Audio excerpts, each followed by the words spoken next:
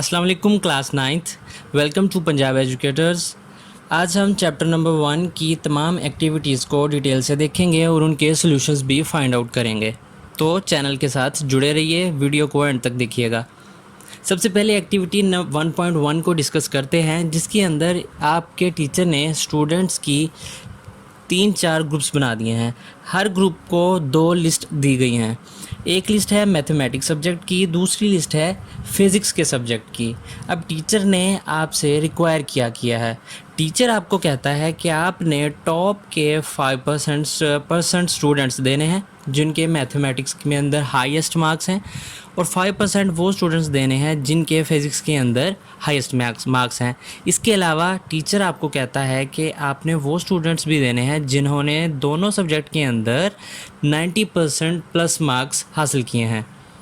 अब इस प्रॉब्लम को सॉल्व करने के लिए हम 5 W's आइडेंटिफाई करेंगे। 5 W's हम चैप्टर 1 के अंदर पढ़ चुके हैं कि वो 5 W's क्या होते हैं। हमने क्या फाइंड करना है? 5% स्टूडेंट्स मैथमेटिक्स एंड फिज़िक्स के अंदर, और वो स्टूडेंट्स जो 90% मार्क्स जिन्होंने दोनों सब्जेक्ट के अंदर हासिल किए हैं। कौन स्टूडेंट्स? क्यों? क्योंकि हमने उनकी लिस्ट प्रिपेयर करनी है। कब? Not mentioned. टीचर ने आपको मेंशन नहीं किया कि कितने टाइम के दौरान आपने ये काम परफॉर्म करना है। कहाँ पे? In the school. So this is the solution of activity 1.1. Let's go for the activity 1.2, जिसके अंदर आपके पास आपने अपने स्टूडेंट्स की हाइट को मेजर करना है। हाइट मेजर करने के लिए हमारे पास डिफरेंट मेथड्स हैं। फिर आपने उनकी हाइट को मेजर करने के बाद उनकी एवरेज कैलकुलेट करनी है। अब आप इसके लिए 2 मेथड्स यूज़ कर सकते हैं। एक तो exact solution and second one is the candidate solution. पहले हम एग्जैक्ट सोल्यूशन को देख लेते हैं। एग्जैक्ट सोल्यूशन के अंदर आप क्या करोगे? कोई मेजरिंग टेप को यूज़ कर सकते हो। मेजरिंग टेप के ज़रिए आप स्टूडेंट को खड़ा करोगे और मेजरिंग टेप के ज़रिए आप उसकी हाइट को मेजर कर लेंगे। ये तो है हमारा एग्जैक्ट सोल्यूशन। फिर हम 4-5 स्टूडेंट्स की हाइट को कैलकुलेट करके उसको डिवाइड कर देंगे 5 के ऊपर, तो 5 स्टूडेंट्स की हमारे पास एवरेज आ जाएगी। इसके अलावा हमारे पास कैंडिडेट सोल्यूशन है। कैंडिडेट सोल्यूशन के अंदर हम एग्जैक्ट मेजरिंग टेप नहीं बल्कि हम अदर डिफरेंट थिंग्स को यूज़ करेंगे, जैसे कि हम कोई बुक यूज़ कर सकते हैं जिसकी हाइट हमें पहले से मौजूद हो, या हम कोई पैमाना या रूलर यूज़ कर सकते हैं जिसकी हमें हाइट ऑलरेडी मौजूद हो। हम उसकी मदद से दीवार के ऊपर निशान लगा लेंगे और उसकी मदद से हम हर स्टूडेंट को दीवार के साथ खड़ा कर देंगे और चेक करते रहेंगे कि इसकी हाइट क्या है। फिर उन हाइट को हम कैलकुलेट करके डिवाइड करेंगे तो हमारे पास एवरेज आ जाएगी। तो हमारे पास किसी भी प्रॉब्लम को सॉल्व करने के 2 सॉल्यूशंस होते हैं, एक exact solution and second one is the candidate solution. Then let's go for the activity 1.3, जिसके अंदर हमने चेक करना है 2 अप्रोचेज़ है हमारे पास, 2 फ्लो चार्ट्स हैं। इन दोनों फ्लो चार्ट्स के अंदर हमने ये चेक करना है कि किस अप्रोच के अंदर हमें कम से कम स्टेप्स को यूज़ करेंगे और कौन सा स्टेप जो है और कौन सा एल्गोरिदम है जो सबसे थोड़ी मेमोरी कंज्यूम करेगा। सो अगर आप डिटेल के साथ देखें तो अप्रोच 1 के अंदर हमारे पास स्टेप आता है 1, 2 एंड 3 इज़ द आउटपुट, और यहाँ पे थर्ड स्टेप के ऊपर हमारे पास जो है वो आउटपुट कैलकुलेट हो जाती है मैक्सिमम। एंड अगर हम अप्रोच 2 के अंदर देखें तो हमारे पास मुख्तलिफ स्टेप्स आ जाते हैं 1, 2, 3, 4, 5, 6, 7। इसके अंदर हमें 7 स्टेप्स को फॉलो करना पड़ेगा, जबकि अप्रोच 1 के अंदर हमें कम से कम स्टेप्स को फॉलो करते हुए हम एंड तक अपनी आउटपुट तक पहुंच सकते हैं। अप्रोच 2 के अंदर हमें 7 स्टेप्स फॉलो करने पड़ रहे हैं। अप्रोच 1 के अंदर देखिए हमें जस्ट 3 वेरिएबल का ही यूज़ करना पड़ रहा है, A, B एंड C। इसके अलावा हमने पूरी अप्रोच के अंदर कहीं पे किसी भी वेरिएबल को यूज़ नहीं किया, जबकि अप्रोच 2 के अंदर नंबर 0, 1, 2 एंड लार्ज, इसके अंदर हमें 4 वेरिएबल्स को यूज़ करना पड़ रहा है, इसलिए अप्रोच नंबर 1 ही बेटर है स्टेप्स के लिहाज से भी और मेमोरी कंजप्शन के हिसाब से भी। एक्टिविटी नंबर 1.4 के अंदर देखते हैं। देखिए आपके सामने एक फ्लो चार्ट आया है जिसके अंदर आपने 1 to 7 नंबर्स एंटर करने हैं एंड कंप्यूटर क्या करेगा, उसके अगेंस्ट आपको कोई भी नेम ऑफ डे रिप्रेजेंट करेगा।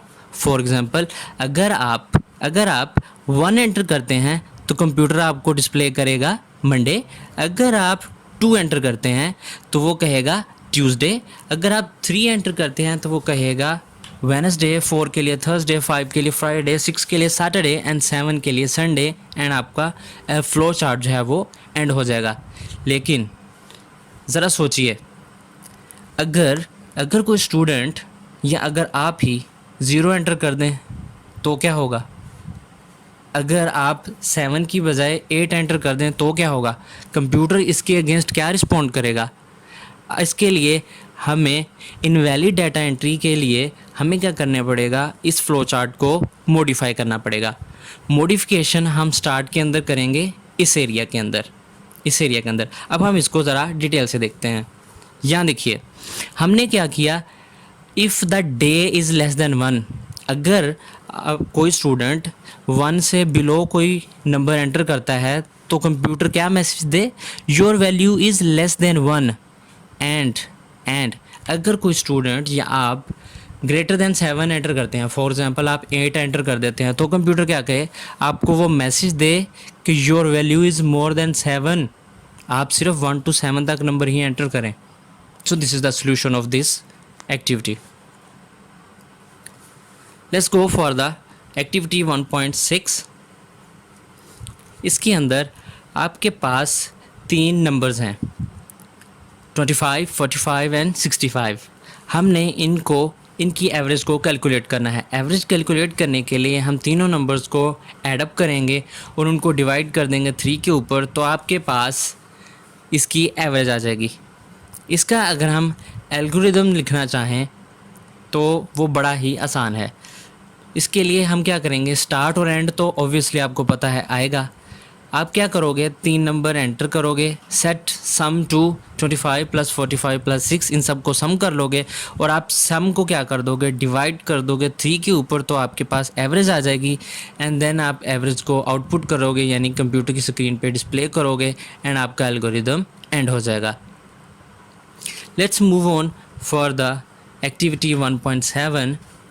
आपने एल्गोरिदम डिज़ाइन करना है, किसके लिए, आपने वॉल्यूम फाइंड आउट करना है। Volume of cylinder or a sphere. अब इसके लिए हमारे पास 2 फार्मूलाज होंगे। सफ़ियर को कैलकुलेट करने के लिए हमारे पास फार्मूला है 4/3 × 4 πr³। आर से मुराद रेडियस है और सिलेंडर के लिए हमारे पास फार्मूला होता है πr²h। इसके अंदर भी आर से मुराद रेडियस है जबकि एच से मुराद हाइट है। इसके लिए हम एल्गोरिदम लिखते हैं। फर्स्ट ऑफ ऑल हम स्टार्ट करेंगे, नंबर्स को एंटर करेंगे, नंबर एंटर करेंगे, रेडियस, हाइट, क्योंकि हमें यही रिक्वायर्ड है। उसके बाद हम सफ़ियर के लिए, सफ़ियर का वॉल्यूम के लिए हम क्या करेंगे, 4/3 × जैसा कि हमने यहाँ पे देखा कि सफ़ियर का जो फार्मूला है वो ये है, पाई बराबर होती है 22/7 के। जब आप उसको डिवाइड करें तो वो बराबर बनती है 3.14 × r³। r³ मतलब r को 3 दफ़ा मल्टीप्लाई किया जाएगा। अब हम सिलेंडर के वॉल्यूम के लिए फार्मूला देखते हैं, वो है πr²h। पाई की value radius multiply by radius multiply by height. हम आउटपुट कर देंगे दोनों की वॉल्यूम को, सफ़ियर के वॉल्यूम को और सिलेंडर के वॉल्यूम को, देन हमारा एंड हो जाएगा। Let's move further for activity 1.8। जिसके अंदर आपने एरिया फाइंड आउट करना है ट्रायंगल का, रोम्बस का और ट्रेपेजियम का। फर्स्ट ऑफ ऑल हम ट्रायंगल के लिए देखते हैं। हम स्टार्ट करेंगे, ट्रायंगल जो है उसको 3 त्रिकोण होती हैं, ये इसकी बेस होती है और ये इसकी मैक्सिमम हाइट होती है और इसका फार्मूला होता है base multiply by height divide by 2। अब इन नंबर्स को इनपुट करेंगे, बेस और हाइट को, देन हम सेट कर देंगे area of triangle to base by height over 2, then हम एरिया ऑफ ट्राइंगल आउटपुट करेंगे, देन हम एंड कर देंगे। अब हम देखते हैं एल्गोरिदम एरिया ऑफ रोम्बस के लिए। स्टार्ट करते हैं। ये शेप जो है वो रोम्बस की है, ये इसकी मैक्सिमम हाइट है अप टू डाउन, और ये इसकी लेफ़्ट टू राइट। इसको हम डायगोनल 1 और डायगोनल 2 भी बोलते हैं। Diagonal 1 multiply by diagonal 2 divide by 2 दोनों को इनपुट करेंगे। हम रोम्बस के एरिया को सेट करेंगे diagonal 1 multiply by diagonal 2 divide by 2। Output of rhombus के एरिया को हम आउटपुट करेंगे, देन हम एंड कर देंगे। अब चलते हैं तीसरे की तरफ, ट्रेपेजियम की तरफ। ये आपकी ट्रेपेजियम है, ये इसकी हाइट हो गई, ये इसकी बेस 1 और ये इसकी बेस 2 होती है। इसका formula base 1 plus base 2 divide by 2 multiply by height के बराबर होता है। अब आप इन नंबर्स को इनपुट करोगे, base 1 base 2 and height. Area of rhombus को आप सेट करोगे फार्मूला के according, base 1 plus base 2 over 2 multiply by height. Output करोगे एरिया ऑफ रोम्बस को, जो आपने अभी कैलकुलेट किया फार्मूला की मदद से, एंड आप इसको एंड कर दोगे।